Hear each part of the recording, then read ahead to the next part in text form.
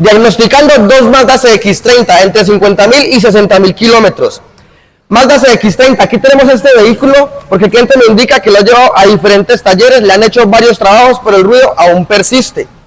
Revisando la caja de la dirección, logramos ver que internamente la caja de la dirección tiene un golpeteo, ocasionando un ruido a la altura de los pies. Adicional a eso, le vamos a bajar los dos amortiguadores delanteros para revisar en las copelas. Ojo, ya las han cambiado, pero le quedó un crujido al dar dirección con el vehículo quieto. Aparte de eso, le han hecho un ajuste a las mordazas, por el ruido persiste. Este ruido es en ambos lados.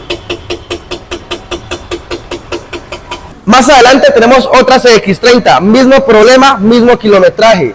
Aquí logramos ver que en la caja de la dirección internamente tiene el mismo golpeteo y el mismo juego,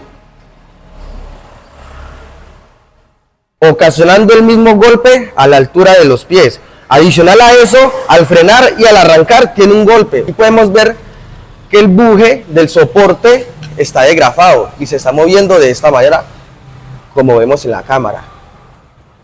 Vamos a cambiar el líquido de frenos a ambas CX-30, hacer la alineación y balanceo, hacer el trabajo de la suspensión para quitarle el ruido y devolverle el confort.